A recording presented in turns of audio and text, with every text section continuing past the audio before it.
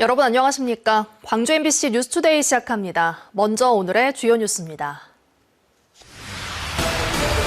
골목 상권을 살리기 위해 도입한 할인 지원 정책이 잇따라 중단되면서 연말 경기에 영향을 미치지 않을까 우려됩니다. 광주 도심 상수도관이 또 파열된 뒤 8시간 만에 복구됐습니다. 도시철도 2호선 공사의 영향이라는 지적이 나옵니다. 2020년대 초반까지 지원자가 적어 침체됐던 직업계 고등학교가 최근 다시 인기를 끌고 있습니다. 지역의 부동산 시장 침체로 전세 수요자가 늘고 있지만 매물이 없어 전세난이 이어지고 있습니다.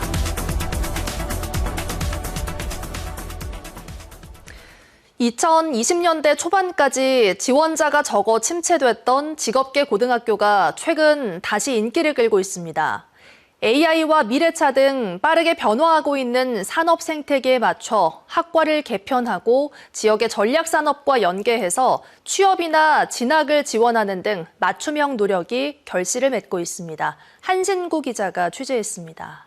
여기가 지금 자동화 설비 프로그램을 통해서 물체 특성에 따라 제품을 분류하는 수업부터 전기 기능사 시험에 대비한 배선 설계와 직접 제작하는 과정까지 위치가 어디? 그렇지. 여기서 빼서 여기서 나가야 되지.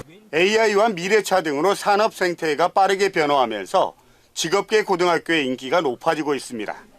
최근 광주 12개 직업계 고교가 내년도 신입생 원서 접수를 마감한 결과 1,794명 모집에 2,375명이 지원해서 평균 1.32대 1의 경쟁률을 기록했습니다.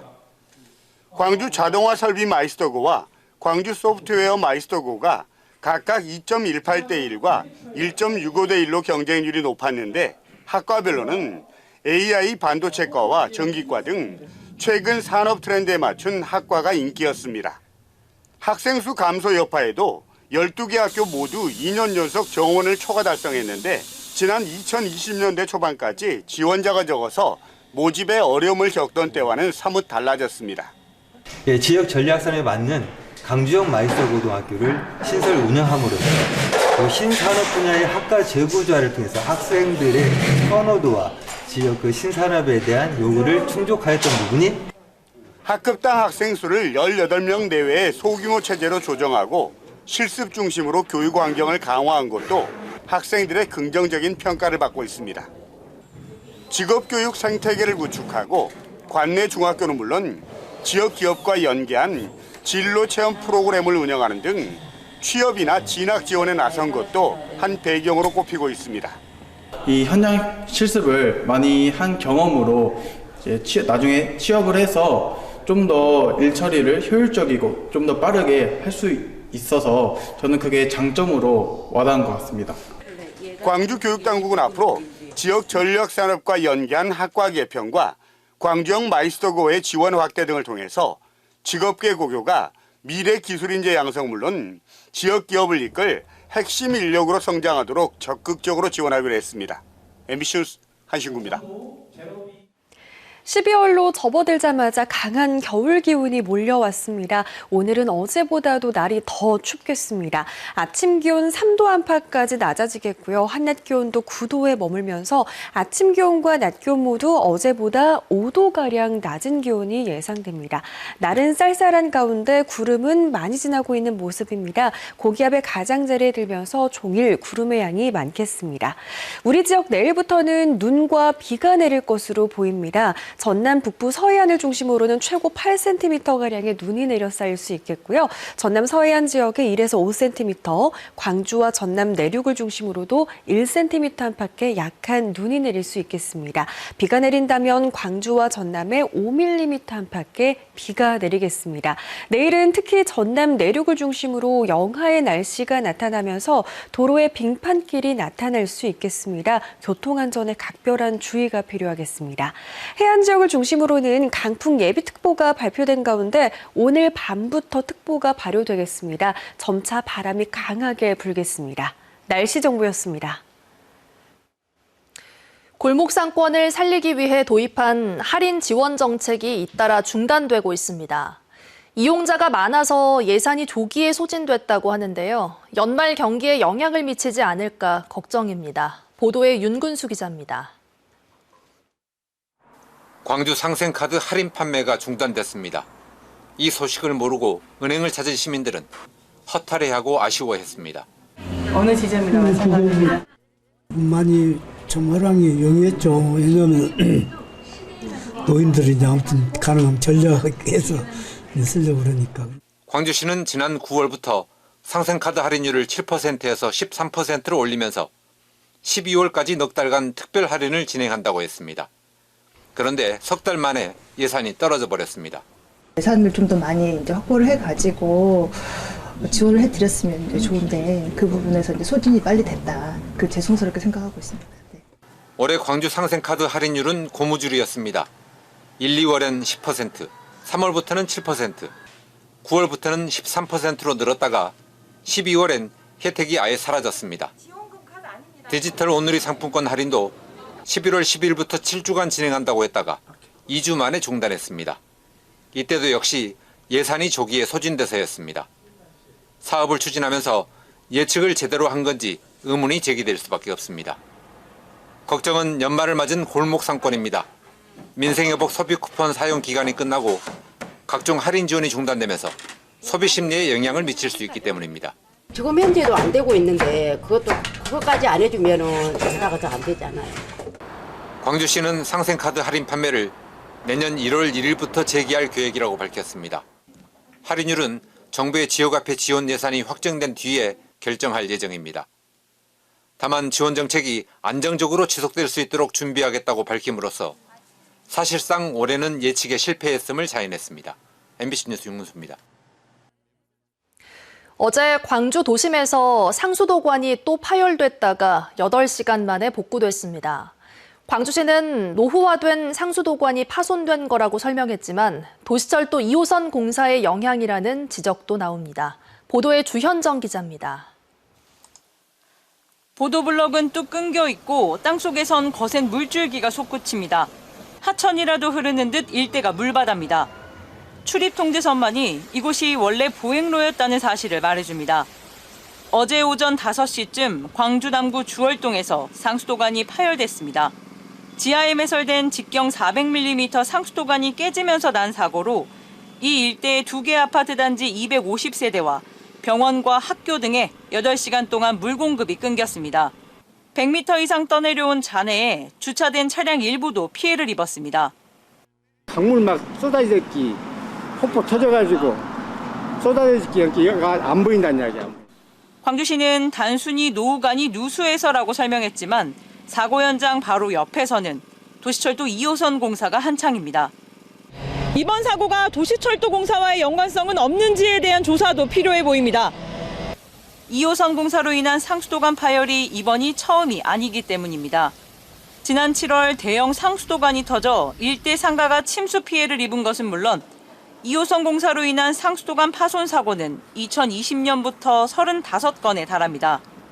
균열이나 집안 침하, 소음 등 다른 민원까지 포함하면 3,500건에 육박합니다. 시장지까지 내걸고 빠른 공사를 약속한 터라 자칫 무리한 추진이 또 다른 사고를 낳지는 않을까 걱정이 앞섭니다. 어느 날 갑자기 인도가 이쪽에 있다가 저쪽으로 가고 저쪽에 있다가 이쪽으로 가고 빨리빨리도 하고 또 뭐 내년에 지방선거도 들어오고 그러니까 1단계보다 난공사가 될 2단계에 대한 준비가 충분히 됐는가에 대한 의문부호가 찍히는 대목입니다. 민원이 끊임없이 지금 제기가 되고 또한 교통체증까지 이어질 거기 때문에 2단계에 대한 근본적인 저는 점검과 계획 수립이 다시 한번 필요한 시기 아닌가 싶습니다. 광주 도시철도 2호선은 도심을 한 바퀴 도는 순환선으로 1단계는 2027년 말 개통을 목표로 하고 있습니다.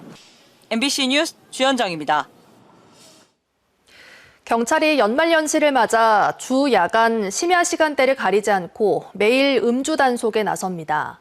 광주경찰청은 교통순찰대와 암행순찰대, 교통경찰 등 가용경력을 총동원해 아침 숙취운전은 물론 자동차 외에 이륜차, 자전거, 개인형 이동장치의 음주운전까지 단속에 나선다고 밝혔습니다. 경찰은 중대 음주 사고에 대해서는 엄정 대응하기로 했습니다. 광주 시민단체와 교원단체가 국가공무원법 위반 항소심에서 무죄 판결을 받은 백금열 교사에 대한 검찰의 상고 포기를 촉구했습니다. 지역의 47개 시민교원단체는 광주지검 앞에서 기자회견을 열고 교사도 근무 시간 외 학교 밖에서는 헌법이 보장하는 자유로운 의사표현을 할 권리가 있다는 것을 법원이 재확인했다며 이같이 강조했습니다. 그러면서 검찰의 불복은 건강한 민주주의 사회 발전과 사법부의 판단을 거스르는 행위라고 말했습니다. 어제 오후 3시쯤 광주 서구 풍암동의 한 도로에서 60대 여성이 몰던 승용차에서 불이 났습니다. 운전자는 크게 다쳐 병원으로 옮겨졌고 차량도 모두 불에 탔습니다. 경찰과 소방당국은 신호대기 중이던 화물차를 들이받는 사고 이후 불이 났다는 목격자 등의 진술을 토대로 정확한 사고 원인을 조사하고 있습니다.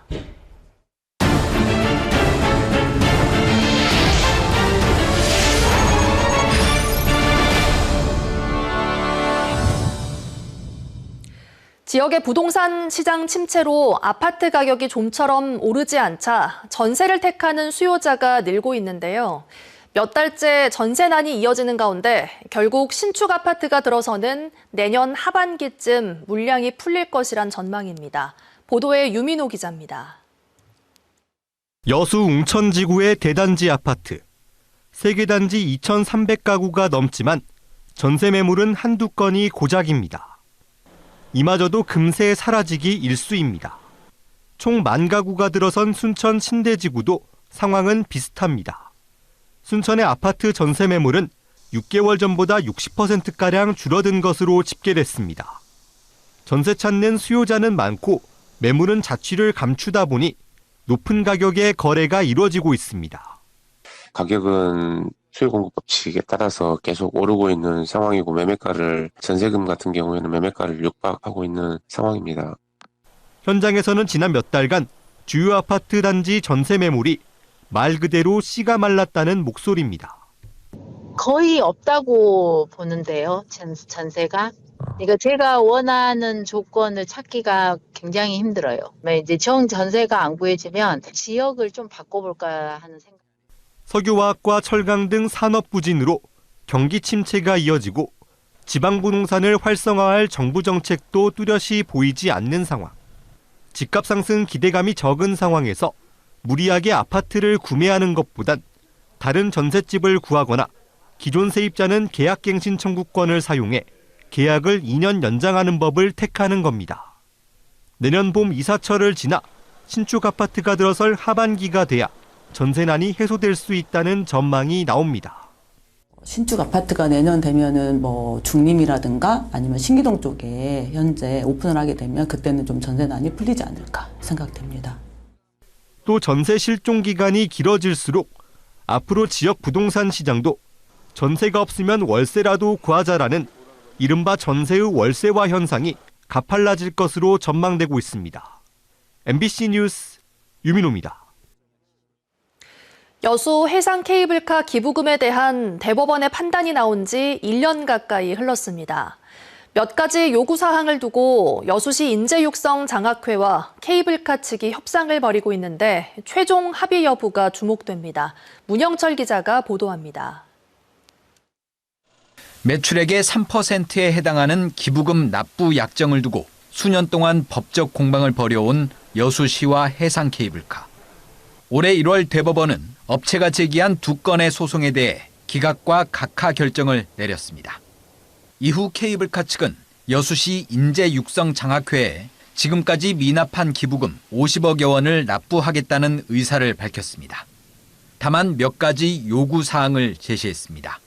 자신들이 낼 기부금을 여수 해상 케이블카 장학금으로 별도 관리하고 같은 명칭으로 장학금을 수여해달라는 것. 추천 인사 1명을 장학회 이사로 임명해달라는 것도 요구 내용 중 하나였습니다. 여수시 인재육성 장학회 측은 케이블카 기부금을 별도 계정으로 관리하는 것은 장학회의 독립성과 자율성을 침해할 소지가 있어 수용할 수 없다는 입장입니다. 대신 장학증서 본문에 해상 케이블카 장학금을 명시하고 추천 인사 1명을 이사로 임명하겠다고 제안했습니다. 일종의 중재안에 대해 케이블카 측은 큰 틀에서 요구 사항이 수용된 것으로 본다며 다만 불필요한 논란이 생기지 않도록 추가적인 논의가 필요하다는 입장입니다. 장학증서의 형식이라든지 이런 거 관련돼서 향후에 분쟁이 생기거나 이렇게 다 없도록 하기 위해서 좀 더 명확하게 해서 케이블카 측은 조만간 자체 이사회를 열어 장학금 기부 약정서 내용을 검토한 뒤 최종 안을 여수시 인재육성 장학회 측에 제시할 계획입니다. MBC 뉴스 문형철입니다.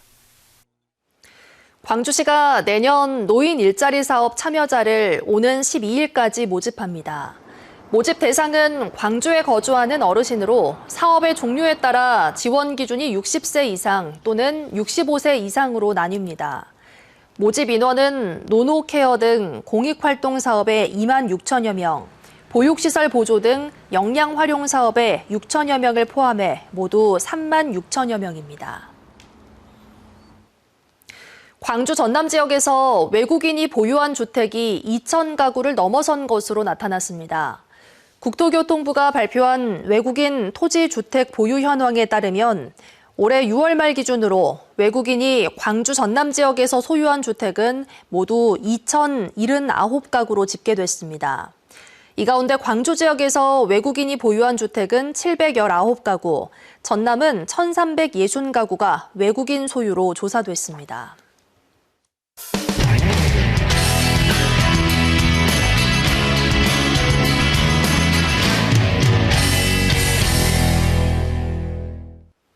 발암물질 배출 논란이 거셌던 횡성 우천의 가축 분뇨 퇴비 공장을 횡성군이 매입해 반려동물 보호센터로 탈바꿈했습니다.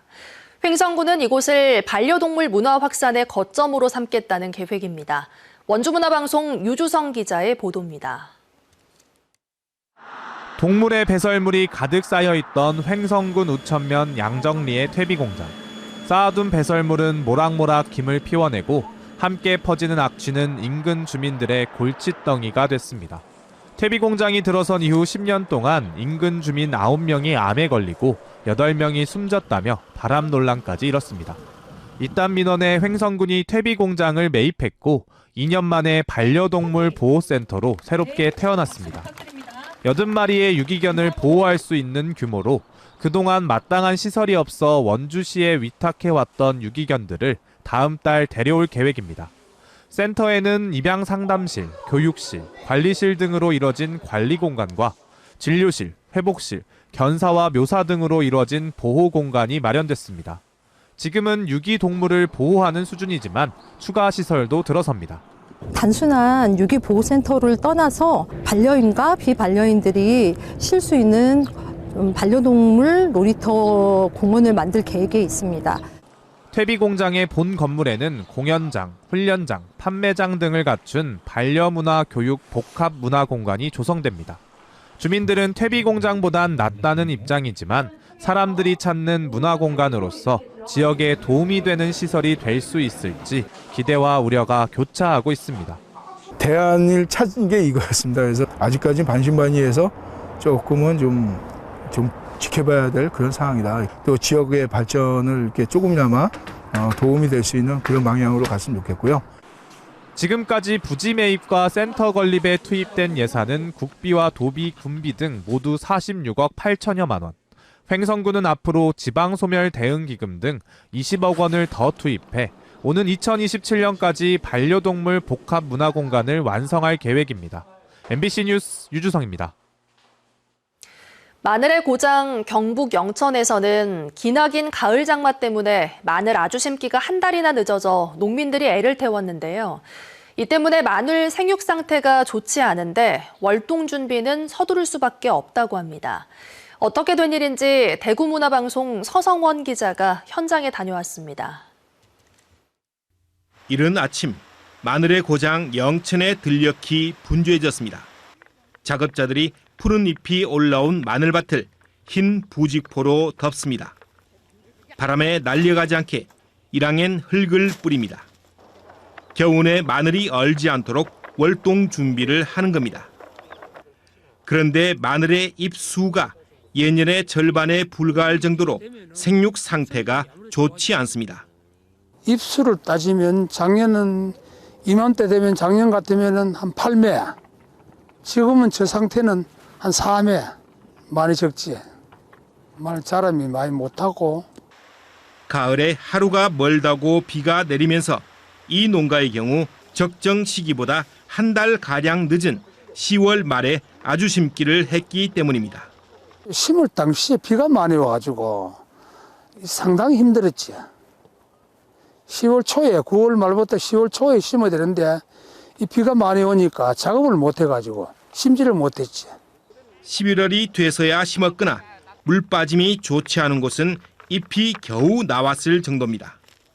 옛날에 어른들 말씀이 잎동 아래 마늘 뿌리가 10cm 이상 내려가야 동해를 알민다 그러거든요.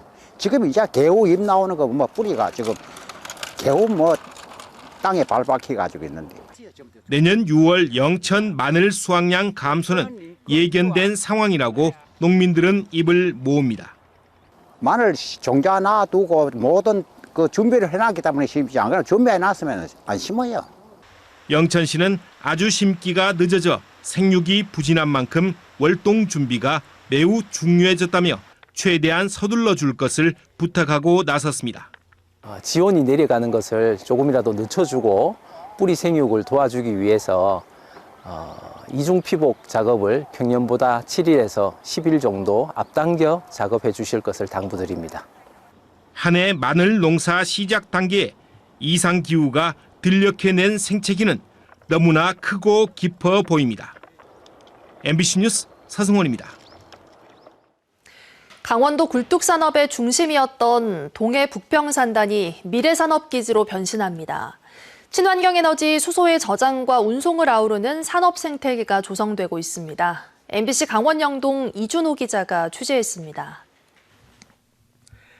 지난 1995년 조성된 동해 부평 국가산업단지입니다. 화력발전 같은 전통 산업시설이 들어선 이곳에 친환경 에너지인 수소 생산기지가 조성됩니다. 현재 건축 설계를 마치고 생산 설비가 들어서고 있는데 내년 말부터는 수소 생산이 시작됩니다. 이곳 산단에 마련한 태양광 발전 시설 등으로 얻은 친환경 에너지로 물을 분해 하루 1톤 규모의 수소를 생산하는 방식입니다. 이번 사업을 주도할 한국동서발전과 수소 생산에 협력할 기업 14곳도 국가산단에 차례로 입주하고 있습니다. 한두 기업이 이루어질 수 있는 건 아닌 것 같은 유관 기업들이 같이 콜라보레이션이 돼야지 이런 목표치를 달성할 수 있어서 그런 게 상당히 좋은 효과가 있을 거라고 생각하고 있습니다. 국가산단 주변의 제2일반 산단에는 수소 저장과 운송 분야 산업 클러스터가 새로 마련됩니다. 먼저 30여만 제곱미터 규모 부지에 기업 입주단지가 조성됩니다. 수소 저장 운송 분야에 특화된 기업들이 입주하게 될 거고요. 63개의 수소 기업이 2028년까지 입주할 예정입니다. 강원도는 이곳에 수소 저장 운송 분야 제품의 성능 평가를 지원할 시스템 실증센터와 함께 제품 안전성 시험센터도 구축합니다. 여기에 2028년 말 동해신항에 수소 전용 항만까지 들어선다면 동해시는 유통과 제조 기반을 아우르는 수소산업 선도도시로 거듭날 전망입니다. MBC 뉴스 이준호입니다. 12월로 접어들자마자 강력한 겨울 기운이 몰려오고 있습니다. 북쪽에서 찬 공기가 남하하면서 오늘은 어제보다도 날이 더 춥겠습니다. 오늘 아침 기온 3도 안팎까지 낮아지면서 어제보다 5도가량 낮은 기온에서 시작했고요. 한낮 기온도 9도에 머물면서 낮 기온 역시 어제보다 5도가량 낮겠습니다. 날이 더 추워진 가운데 하늘에는 구름 많이 지나고 있는 모습입니다. 종일 고기압의 가장자리에 들면서 구름 많은 날씨가 예상됩니다. 오늘까지는 뚜렷한 눈비 소식 없겠습니다만 내일부터는 우리 지역에 눈이나 비가 내리겠습니다. 전남 북부 서해안을 중심으로 최고 8cm가량의 눈이 내려 쌓일 가능성도 있겠고요. 전남 서해안에 1에서 5cm, 광주와 전남 중부 내륙을 중심으로는 1cm가량의 약한 눈이 내리겠습니다. 비가 내린다면 광주와 전남에 5mm 안팎의 비가 내릴 것으로 보입니다. 기온이 낮아서 많은 지역에서 빙판길이 나타날 것으로 보입니다. 미리 대비해 두셔야겠습니다. 해안 지역을 중심으로는 강풍 예비특보가 발표된 가운데 오늘 밤부터 점차 바람이 거세지겠고요. 내일은 순간풍속 시속 70km 이상의 매우 거센 바람이 불 것으로 보입니다. 전남 대부분 지역에서 쌀쌀한 날씨가 이어지겠습니다. 화순에서는 특히 영도 안팎의 기온에서 시작했습니다. 한낮 기온 목포에서 7도, 영암과 강진에서 9도 보이면서 종일 한 자릿수대 기온에 머물겠습니다. 순천 3도로 출발해 한낮 기온 12도로 예상됩니다. 바다의 물결은 최고 2.5m에서 3m 안팎으로 높게 일겠습니다. 내일 눈과 함께 영하권 추위가 이어지겠습니다. 추위 대비 단단히 하시길 바라겠습니다. 날씨 정보였습니다. 언제 어디서나 내 손 안의 뉴스. 광주 MBC 뉴스 유튜브 구독으로 함께하세요.